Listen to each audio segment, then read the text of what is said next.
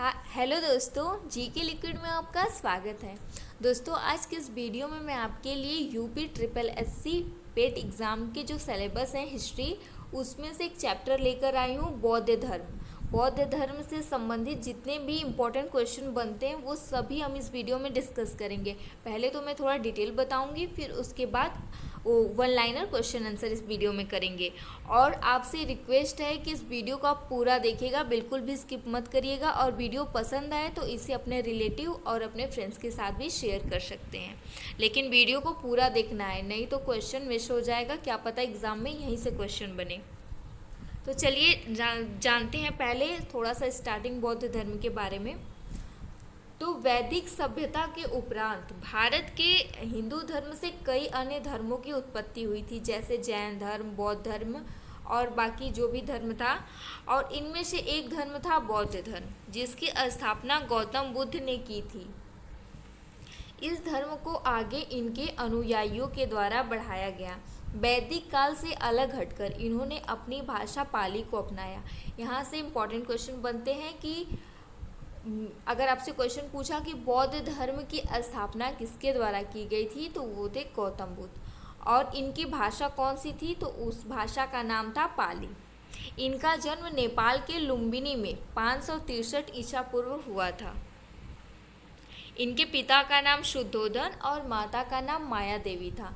जब ये पैदा हुए तो 6 दिन बाद 7वें दिन इनकी जो माँ थी माया देवी, इनकी मृत्यु हो गई। फिर इनके पिता ने दूसरी शादी की, तो इनका जो पालन पोषण किया इनकी सौतेली माँ ने किया।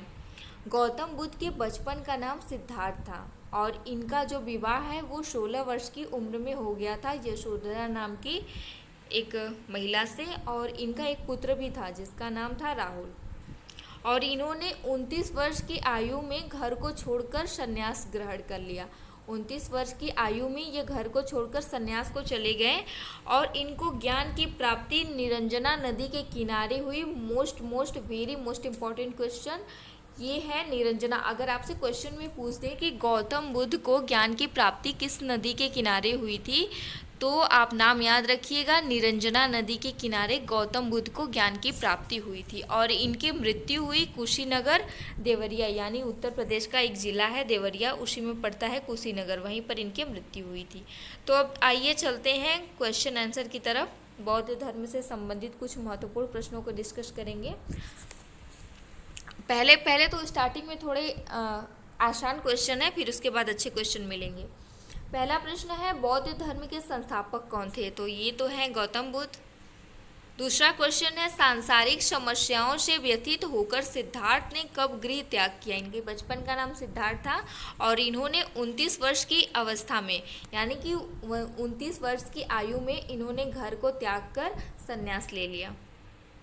अगला प्रश्न है, गौतम बुद्ध के गृह त्याग को बौद्ध धर्म में क्या कहा गया है? इंपॉर्टेंट क्वेश्चन है। गौतम बुद्ध के गृह त्याग को बौद्ध धर्म में क्या कहा गया है? तो इसे कहा गया है महाभिनिष्क्रमण। महाभिनिष्क्रमण। अगला प्रश्न है, गृह त्याग के बाद सिद्धार्थ ने कहाँ से सांख्य दर्शन की शिक्षा ग्रहण की? गृह त्याग के बाद, घर को छोड़ने के बाद सिद्धार्थ ने सांख्य दर्शन की शिक्षा कहाँ से ग्रहण की? तो ये वैशाली के आलार कालाम से इन्होंने सांख्य दर्शन की शिक्षा ग्रहण की। अगला प्रश्न है, सिद्धार्थ के प्रथम गुरु कौन थे? सिद्धार्थ के यानी कि गौतम बुद्ध के प्रथम गुरु कौन थे? तो इनका नाम था आलार कालाम। नेक्स्ट क्वेश्चन है, सिद्धार्थ के दूसरे गुरु कौन थे? आलार कालाम के बाद सिद्धार्थ ने किससे शिक्षा ली थी? तो इनका नाम था राजगीर के, मतलब कि इनका नाम था रुद्र करामपुत, ये राजगीर से थे।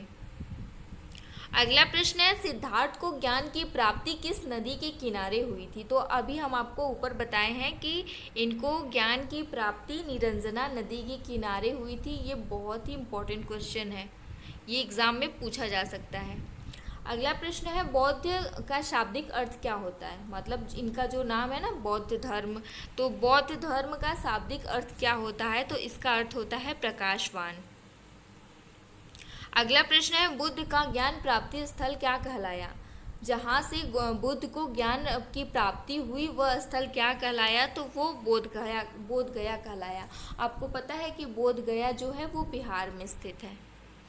अगला प्रश्न है, गौतम बुद्ध ने अपना पहला उपदेश कहाँ दिया? गौतम बुद्ध ने अपना पहला उपदेश दिया था बनारस यानी काशी के सारनाथ में, जहाँ पर इनकी कई सारी प्रतिमाएं भी हैं। अगला प्रश्न है, बुद्ध के प्रथम उपदेश को बौद्ध ग्रंथ में क्या कहा गया है? इंपॉर्टेंट क्वेश्चन है। बुद्ध के प्रथम उपदेश को बौद्ध ग्रंथ में क्या कहा गया है? तो उसे धर्म चक्र प्रवर्तन कहा गया है। ये काफ़ी इंपॉर्टेंट क्वेश्चन है, तो आप इसे नोट डाउन कर लीजिएगा, स्टार मार्क लगा के स्क्रीनशॉट लेके रख लीजिएगा। अगला प्रश्न है, बुद्ध ने अपने उद्देश्य किन मुख्य राज्यों में, इसमें थोड़ा मिस्टेक हो गया है, इसमें क्वेश्चन ये है कि बुद्ध ने अपने उद्देश्य किन मुख्य राज्यों में दिए अपने, तो वो था कौशल, वैशाली और कौशाम्बी। अगला प्रश्न है, बुद्ध ने सर्वाधिक उपदेश किन स्थान पर दिए थे? तो वो था श्रावस्ती। अगला प्रश्न है, बुद्ध के प्रमुख अनुयायी शासक कौन कौन थे? तो इनका नाम है बिंबिसार, दूसरे थे प्रसन्नजीत और तीसरे थे उदयन। अगला प्रश्न है, बुद्ध के जन्म का प्रतीक क्या है? गौतम बुद्ध के जन्म का प्रतीक क्या है? तो वह है कमल एवं साढ़। अगला प्रश्न है, बुद्ध की मृत्यु का प्रतीक क्या है? इसमें जन्म का पूछा था और यहाँ पर मृत्यु का प्रतीक पूछ रहा है, तो इनके मृत्यु का प्रतीक है स्तूप। अगला प्रश्न है, गौतम बुद्ध के जन्म एवं मृत्यु की तिथि को किस अभिलेख के आधार पर निश्चित किया गया है? ये भी काफ़ी इंपॉर्टेंट क्वेश्चन है। गौतम बुद्ध के जन्म एवं मृत्यु को किस तिथि, मतलब कि कब इनका जन्म हुआ था, कब इनकी मृत्यु हुई थी, इसकी जो तिथि है उसको किस अभिलेख के आधार पर निश्चित किया गया है? तो वो है चीनी के कैटोन अभिलेख से, यानी कि चाइना के। अगला प्रश्न है, बौद्ध धर्म किस में विश्वास करता है? बौद्ध धर्म किस में विश्वास करता है? तो ये लोग अनिश्वरवाद में विश्वास करते हैं। अगला प्रश्न है, बौद्ध धर्म में किसकी परिकल्पना नहीं है? बौद्ध धर्म में किस चीज़ की परिकल्पना नहीं है? तो वो है आत्मा की। अगला प्रश्न है, बौद्ध धर्म में किसकी मान्यता है? बौद्ध धर्म में मान्यता है पुनर्जन्म की, यानी कि जब व्यक्ति मरता है तो फिर से उसका पुनर्जन्म होता है। अगला प्रश्न है, बौद्धिक ग्रंथ जो है त्रिपिटक, बौद्ध ग्रंथ है जिसका नाम है त्रिपिटक, की रचना किस भाषा में की गई है? तो इसकी भाषा, उनकी जो भाषा थी बौद्ध धर्म की, पाली भाषा, उसी में इसकी रचना की गई है, जो ये ग्रंथ है त्रिपिटक। अगला प्रश्न है, जातक कथाएं किस धर्म से संबंधित है? तो ये बौद्ध धर्म से संबंधित है। अगला प्रश्न है, बुद्ध की प्रथम मूर्ति किस कला के अंतर्गत बनी? गौतम बुद्ध की जो प्रथम मूर्ति, पहली मूर्ति थी, वो किस कला के अंतर्गत बनी थी? तो वो बनी थी मथुरा कला के अंतर्गत। ये भी इम्पोर्टेंट क्वेश्चन है। अगला प्रश्न है, सर्वाधिक बुद्ध मूर्तियों का निर्माण किस शैली के अंतर्गत किया गया? सर्वाधिक बुद्ध मूर्तियों का निर्माण किस शैली के अंतर्गत किया गया? तो ये थी गंगाधर शैली। अगला प्रश्न है, बौद्ध धर्म का सबसे प्रसिद्ध त्यौहार कौन सा है? बौद्ध धर्म के लोगों का सबसे प्रसिद्ध त्यौहार है बैसाखी की पूर्णिमा। अगला प्रश्न है, बौद्ध धर्म और जैन धर्म में क्या समानता है? बौद्ध धर्म और जैन धर्म में समानता पूछा है, तो दोनों अनश्वरवाद थे, दोनों बौद्ध धर्म के लोग भी और जैन धर्म के लोग दोनों अनश्वरवाद थे। अगला प्रश्न है, धार्मिक जुलूस का प्रारंभ सबसे पहले किसके द्वारा प्रारंभ किया गया था? तो धार्मिक जुलूस का प्रारंभ सबसे पहले बौद्ध धर्म द्वारा शुरू किया गया था। अगला प्रश्न है, बौद्ध धर्म कृति रत्न कौन से हैं? तो वह है बुद्ध धर्म एवं संघ। अगला प्रश्न है, बौद्ध धर्म के दो संप्रदाय कौन से हैं? पहला है हीनयान, दूसरा है महायान। ये बौद्ध धर्म के दो संप्रदाय हैं जिससे क्वेश्चन पूछा जा सकता है, एग्जाम में बन सकता है, इम्पॉर्टेंट है। अगला प्रश्न है, बुद्ध के अनुयायी किन दो भागों में विभाजित हैं? बुद्ध के अनुयायी किन दो भागों में विभाजित हुए? तो बुद्ध धर्म के दो अनुयायी थे। पहला जो एक थे भिक्षुक, थोड़े भिक्षुक में विभाजित हुए और थोड़े उपासक में। दोस्तों, अगर आप लोगों को वीडियो पसंद आए तो प्लीज़ इसे लाइक भी कर दीजिएगा। अगला प्रश्न है, सांची किसके लिए प्रसिद्ध है?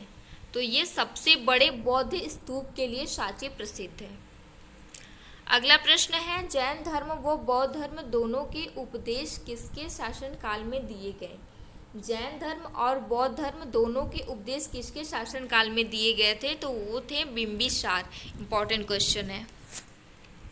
अगला प्रश्न है, बौद्ध धर्म ग्रहण करने वाली प्रथम महिला कौन सी थी? मोस्ट इंपॉर्टेंट क्वेश्चन है कि बौद्ध धर्म ग्रहण करने वाली पहली महिला थी महाप्रजापति गौतमी, इनका नाम था।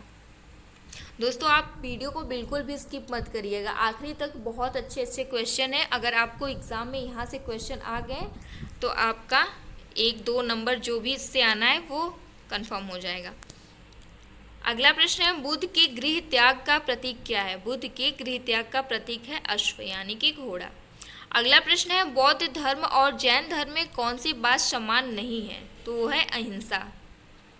अगला प्रश्न है, बौद्धों का रामायण किस ग्रंथ को कहा जाता है? Most important question. तो ये है बुद्ध चरित्र। जो बौद्ध धर्म के लोग हैं इनका रामायण जो है इसको बौद्ध चरित्र ग्रंथ जो है उसको कहा जाता है। अगला प्रश्न है, कौन सी बुद्ध रचना गीता के समान पवित्र मानी जाती है? बौद्ध धर्म की कौन सी रचना है जो गीता के समान पवित्र मानी जाती है? तो उसका नाम है अभिधम्म पिटक। इंपॉर्टेंट क्वेश्चन है। अगला प्रश्न है, बुद्ध चरित्र की रचना किसने की थी? तो इसकी रचना की थी अश्वघोष ने। अगला प्रश्न है, महाविभाषा शास्त्र के रचयिता कौन है? महाविभाषा शास्त्र के रचयिता हैं वसुमित्र। अगला प्रश्न है, किस शासक ने बौद्धों के लिए विख्यात विक्रमशिला विश्वविद्यालय की स्थापना की थी? किस शासक ने बौद्धों के लिए विख्यात विक्रमशिला विश्वविद्यालय की स्थापना की थी? तो ये थे धर्मपाल। अगला प्रश्न है, बौद्ध धर्म ने समाज के किन वर्गों पर महत्वपूर्ण प्रभाव डाला?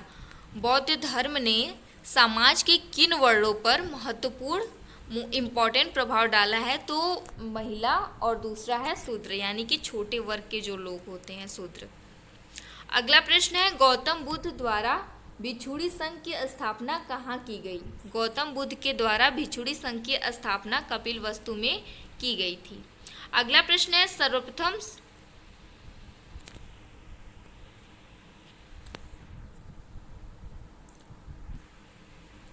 सॉरी फ्रेंड, ये क्वेश्चन कुछ मिसटाइप है, इसको छोड़ देते हैं। अगला प्रश्न है, भागवत संप्रदाय के विकास में किसका योगदान जो है वो सबसे अधिक था? तो हिंदू और यूनानियों का। अगला प्रश्न है, बौद्ध शिक्षा का प्रमुख केंद्र कौन सा था? तो वो था विक्रमशिला विश्वविद्यालय।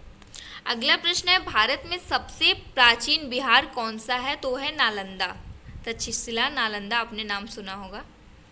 अगला प्रश्न है, किस शासक के शासन काल में बौद्ध धर्म 2 स्वतंत्र संप्रदायों, पहला था हीनयान, दूसरा है महायान में विभाजित हुआ? तो यह कनिष्क के शासन काल में हुआ था। इंपॉर्टेंट क्वेश्चन है। अगला प्रश्न है, भारत के उत्तर में स्थित देशों में बौद्ध धर्म का कौन सा संप्रदाय प्रचलित है? जो भारत के उत्तर में है उनमें महायान प्रचलित है और दक्षिण में जो है उसमें प्रचलित है हीनयान।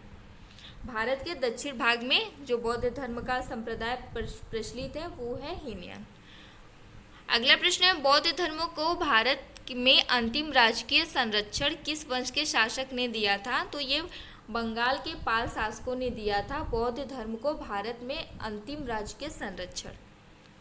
अगला प्रश्न है, किसके द्वारा प्रथम बौद्ध समिति को संरक्षण प्रदान किया गया था? तो ये थे अजातशत्रु द्वारा प्रथम बौद्ध समिति को संरक्षण प्रदान किया गया था। अगला प्रश्न है, प्रथम बौद्ध संगति के अध्यक्ष कौन थे? प्रथम बौद्ध संगति के अध्यक्ष थे महाकश्यप। द्वितीय बौद्ध संगति के अध्यक्ष कौन थे? तो ये थे शबाकामी। तृतीय बौद्ध संगति की अध्यक्षता किसने की थी? तो इनका नाम था मोगलीपुत्र तिस। नाम भी थोड़ा टेढ़ा है। अगला प्रश्न है, चतुर्थ बौद्ध संगति की अध्यक्षता जो है वो किसके द्वारा की गई थी? जो चौथी बौद्ध संगति थी इसकी अध्यक्षता किसके द्वारा की गई थी? तो वसुमित्र अश्वघोष के द्वारा इसकी अध्यक्षता की गई थी। अगला प्रश्न है, किसके द्वारा चौथे, बौद्ध संगति को संरक्षण प्रदान किया गया था, तो ये कनिष्क के द्वारा किया गया था। तो दोस्तों ये थे कुछ बौद्ध धर्म से संबंधित इम्पोर्टेंट क्वेश्चन जो कि आपके यूपी ट्रिपल एससी पीईटी में पूछे जा सकते हैं। तो अगर आप लोगों को वीडियो पसंद आई हो तो इसे लाइक, शेयर और सब्सक्राइब जरूर करिएगा। Thank you.